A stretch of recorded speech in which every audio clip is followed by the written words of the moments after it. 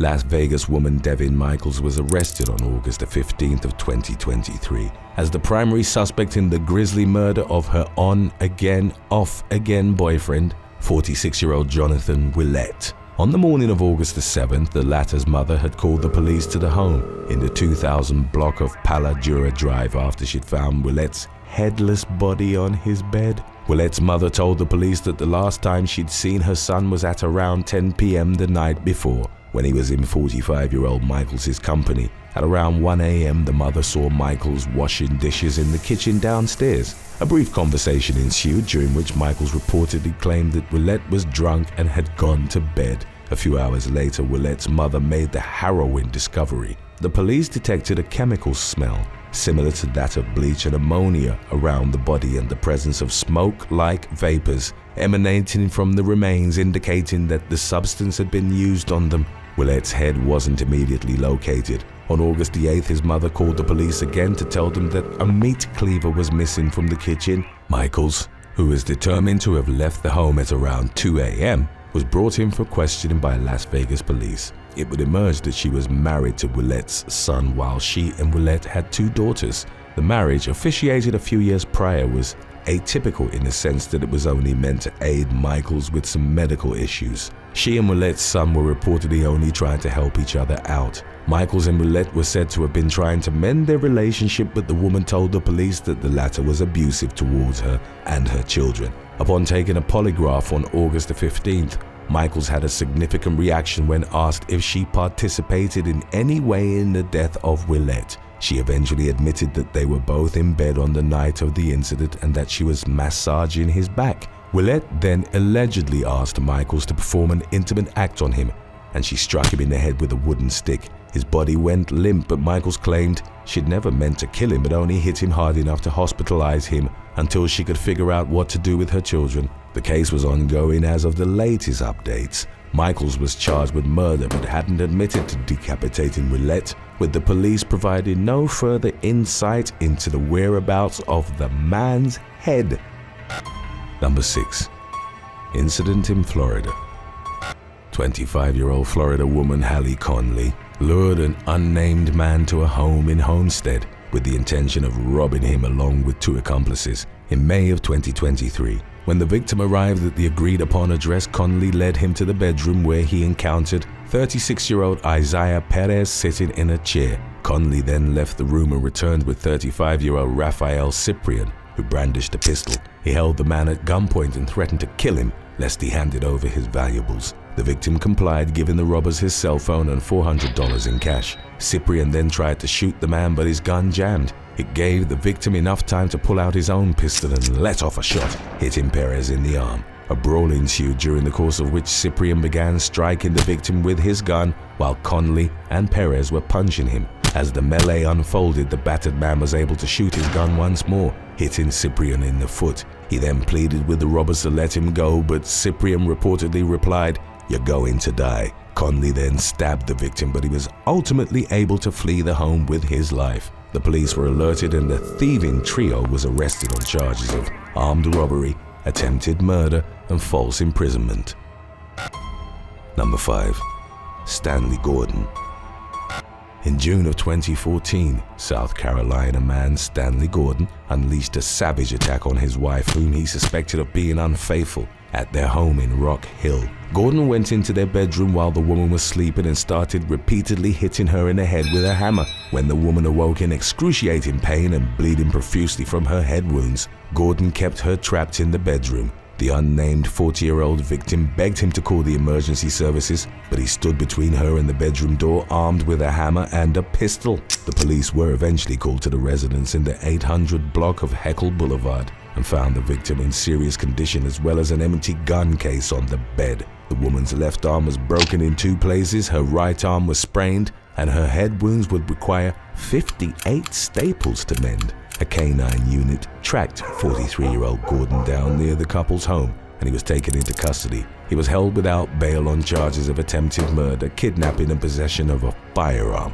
during a crime of violence. He was consequently barred from seeing his wife. Number 4. Incident in Brazil. A video was widely shared on social media platforms in Brazil in the spring of 2019. In the aftermath of an unnamed woman catching her husband in bed with their babysitter, the woman started recording on her cell phone and placed the device on a counter overlooking the bedroom door. Her baby was captured in the frame sitting in a stroller. The woman then briefly cracked the bedroom door open before she went to retrieve a pistol. She fired one shot prior to entering the room and then 3 others as she began screaming at the cheating couple to get out. The baby started crying upon hearing the shots ring out. The pair, both of whom were in the nude, was shown in the footage as they emerged from the room before the video cut off. It wasn't made immediately clear if the woman was charged in connection to the shooting, and her identity remained unknown as of subsequent information available to the media.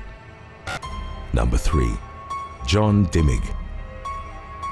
Florida man John Dimmig from Lake Worth was arrested and faced charges of attempted murder, aggravated battery with a deadly weapon, and burglary in the summer of 2023. Dimmig's wife, Christy Barbato, had gone out for drinks with a co-worker who was only identified as an Arizona CT technician who'd traveled to Florida for work. The duo then returned to the unnamed man's Airbnb in Lake Worth and had intercourse. At some point during their rendezvous on June the 17th, Barbato's husband, 33-year-old John Dimmig, stormed into the Airbnb wielding a black Rawlins aluminum bat. He charged his wife's lover and knocked him down with a bat strike. He then pinned him to the floor and hit him at least 3 more times. In a surveillance clip of the incident, Barbato was heard screaming, "John, stop, he's bleeding." The woman was ultimately successful in pulling her husband off the victim. As he left, Dimmig reportedly told the other man, "Don't come near my wife again." When the police arrived at the scene, they found the victim lying on his back and bleeding profusely from a head wound. Before he was taken to a local hospital, he told the police that Dimmig would have likely killed him if not for Barbato's intervention. The woman, who was also a CT technician, admitted to the tryst with the co-worker and identified her husband as the man who'd attacked him. The police went to interview Dimmig at his home and found him loading up his Hyundai sedan with 2 bags of clothes. The man denied having left his residence on the day, with the exception of briefly doing some grocery shopping. He admitted to having a baseball bat but claimed he hadn't hit anyone with it. He was nevertheless arrested after the police found several key pieces of evidence. Near the couple's laundry room, officers discovered a ripped black t-shirt and white undershirt that appeared to have blood on it. An officer observed small hairs on the thicker part of Dimmig's bat, on the portion that would normally be used to hit someone. Additionally, a car matching the description of Dimmig's Hyundai was caught on a traffic camera a block from the Airbnb about a minute after the attack. Today's topic was requested by Killers89. If you have any other topics you'd like to learn about, subscribe and let us know in the comments section below. Number 2. Incident in New Hampshire. Shortly before midnight on February the 22nd of 2022, Ian Morris broke into a house in Litchfield, New Hampshire. Armed with a knife and a hatchet, he entered the bedroom, woke up a couple and asked them, "How do you want to die?" The victims didn't know 24-year-old Morris and initially thought he was pulling a prank on them. They started getting dressed and realized the seriousness of the threat when Morris asked the unnamed man to follow him outside. The latter refused, at which point Morris struck him with the blunt part of the hatchet, leading to a physical altercation. During the brawl, the male homeowner was able to disarm Morris and his wife subsequently picked up the weapons. 2 other people living in the house called the police and officers arrived at the scene within minutes. They found the homeowner bleeding from his head and face while Morris had his arms around him and was gripping his shirt. The intruder was arrested. He was determined to have selected the victims at random and they were expected to fully recover from the attack. Morris was taken to jail and held without bail on charges of attempted murder and kidnapping. Our previous release on when college campuses go wrong is coming up after number 1. For those of you who can't get enough of our content, stay tuned if you'd like. Number 1. Laurence Westgaph.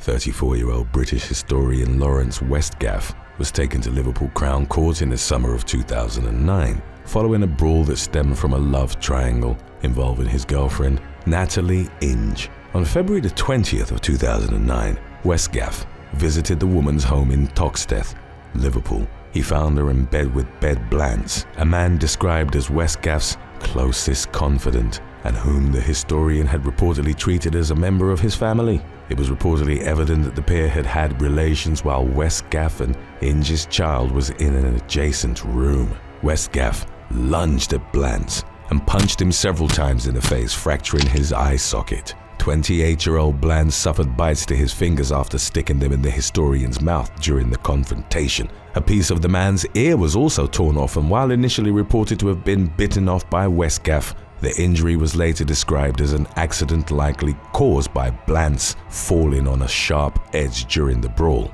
In September of 2009, the historian, an expert on Black British history and slavery, who'd made appearances on multiple radio and TV shows, was convicted of grievous bodily harm. He was given a 9-month jail sentence, suspended for 2 years. Number 5. Kaylee Ann Sawyer.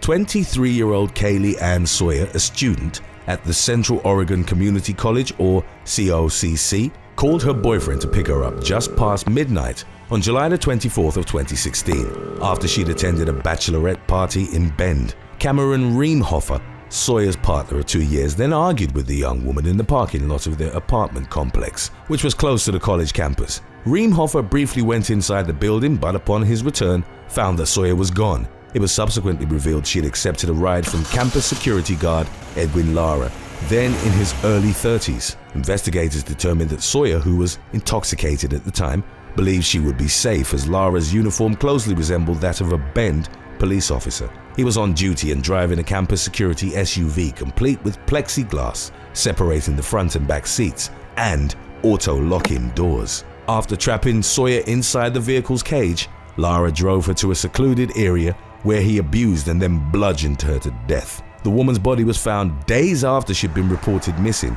off Highway 126 in the Dry Creek area of Redmond. A key break in the case came from Lara's wife, Isabel. The woman, who'd recently become a police officer in Bend, reported her husband had told her he'd accidentally struck Sawyer with his patrol vehicle before driving off from their home. A search of the residence produced the student's purse and shoes, as well as a blood-stained rock, later established as the murder weapon. The police also found a clump of hair and blood on Lara's work boots. By then, however, he was already in the early stages of an interstate crime spree lasting from July the 24th to the 26th. He first carjacked and kidnapped a young woman in Salem. With her in tow, he shot a man in the abdomen at a motel in Eureka, California, after he'd refused to surrender his car. Lara walked to a nearby gas station and carjacked another vehicle, kidnapping its 3 occupants at gunpoint and telling them he had an urge to kill. He then dropped them off on the side of the road and drove southbound with his Oregon victim. Lara was ultimately arrested after a chase with Californian law enforcement. Following his apprehension and trial, the former campus security guard was given 2 life terms, one for Sawyer's murder and the other for the crime spree. Number 4. Ali Kostial. In July of 2019, a student at the University of Mississippi was murdered by her former lover, and her body was subsequently discovered at a lakeside camp near the Oxford school. According to her friends and family, 21-year-old Ali Kostial had been looking forward to her senior year. The marketing major had founded a running and a golf club and was excited about returning to them. She'd been infrequently dating classmate Brandon Thiesfeld, who was also in his early 20s. According to the evidence gathered by investigators, in mid-April, Kostial had texted Thiesfeld that she might be pregnant and sent him a photo of an inconclusive pregnancy test. The man told her that becoming a father at his age would ruin his life, but Kostial insisted they meet and discuss the situation. Over the next few months, however, they only talked online. On July the 12th, Thiesfeld traveled to Texas and retrieved his father's .40 caliber Glock 22. He posted a photo of the handgun on social media, captioning it, "Finally taking my baby back to Oxford." On July the 17th, he sent Kostial a message asking to meet and 3 days later picked the young woman up from her apartment. Thiesfeld then drove her to Sardis Lake. They got out of the car, and as Kostial's back was turned to him, Thiesfeld shot her a total of 12 times. The man, whom it subsequently emerged had been under the influence of alcohol and cocaine at the time of the shooting, then abandoned her to die next to a picnic table. A post-mortem and medical examination determined that Kostial wasn't pregnant. Roughly 48 hours later, Thiesfeld was arrested at a Memphis gas station with the murder weapon still in his possession. He pleaded guilty to first-degree murder and was sentenced to life in prison. Number 3. Ruth George. Honor roll student Ruth George was found dead in late November of 2019 in a campus parking lot belonging to the University of Illinois at Chicago, where she attended classes. George's family had reported her missing over the weekend, and UIC police tracked her phone to the Holstead Street garage near the university's library. The 19-year-old's lifeless body was found in the backseat of a car belonging to her family. She had succumbed to strangulation and her death was ruled a homicide. Surveillance footage aided the authorities in identifying the suspect as 26-year-old Donald Thurman, who lived near the campus. He was seen following the young woman into the parking garage at 1:35 a.m. and then walking south on Holstead roughly 35 minutes later. Thurman had been paroled the previous year after serving a sentence for armed robbery. 24 hours after George's death, he was apprehended by UIC detectives at a nearby train station. The parolee fully confessed to killing the teenager. It was revealed that he'd catcalled her and then grown frustrated by her lack of response. Thurman followed George into the garage and continued trying to talk to her but got no response. He then came up from behind and put the young woman in a chokehold. He dragged George in the back seat of her car, abused her, and then strangled her to death with his bare hands. In the aftermath, Thurman was formally charged with first-degree murder and aggravated assault. Number 2. Alexander Wyatt Campbell. 2 unarmed campus security guards were shot and killed at Bridgewater College in Virginia in February of 2022. The learning facility went into lockdown in the immediate aftermath, and officials alerted students to the presence of an active shooter on the Shenandoah Valley campus. The suspect was taken into custody nearly 40 minutes after the incident and identified as Alexander Wyatt Campbell, aged 27, a former track star at the liberal arts school. He'd waded through the North River and onto an island where he was apprehended. Campbell was found to have sustained a non-life-threatening gunshot wound, but officials didn't disclose if he'd been shot by officers or if it had been self-inflicted. The incident unfolded after John Painter and J.J. Jefferson, aged 55 and 48 respectively, had confronted Campbell at around 1:20 p.m. after he'd reportedly been acting suspiciously near Memorial Hall on the campus. A brief interaction followed, in the course of which the former student opened fire, killing Painter and Jefferson. The inseparable pair were nicknamed the Dynamic Duo and were beloved by students, faculty, and staff. Painter had actually been Jefferson's best man in his recent wedding. Campbell, who dropped out of Bridgewater in 2017, had been banned from entering the campus and had previously been charged with trespassing for not keeping his distance. He was charged with 2 counts of capital murder, 1 count of first-degree murder, and 1 count of using a firearm in commission of a felony. Number 1. 1L Go. On April 2nd of 2012, an armed man walked onto the campus of Oikos University, a Korean Christian college in Oakland, California. 43-year-old former student 1L Go had been asked to leave the school a few months prior, reportedly because he had disciplinary problems. He was angry at the students who'd allegedly mistreated him and with the administration because it had denied a prorated tuition fee reversal on his payment. Undetected by the campus's security, Go had carried a .45 caliber handgun and 4 fully loaded 10-round magazines into a classroom. He then stood up while a nursing class was in session and ordered those present to line up against the wall. Go opened fire on them, killing a professor and 6 students ranging in ages from 21 to 53. 3 others were injured, and Go continued firing shots as he fled the campus. He drove off in a car belonging to one of the victims, but a few hours later surrendered to the authorities. Go subsequently apologized for the shooting and claimed that he didn't remember much of it. A competency evaluation would determine that he was unfit to stand trial. He'd been suffering from paranoid schizophrenia for at least 10 years and couldn't cooperate with his public defender because he didn't comprehend the criminal justice system. Go was confined to a mental institution and in 2015 asked for the death penalty. Both the defense and the prosecution were unsure if the request stemmed from guilt or if Go still suffered from delusions associated with his condition. 2 years later, he pleaded no contest to the charges related to the shooting and was sentenced to 7 consecutive life sentences plus 271 years in prison, all without any possibility of parole. Thanks for watching. Would you rather not sleep for 3 days or listen to Baby Shark for 12 hours straight? Let us know in the comments section below.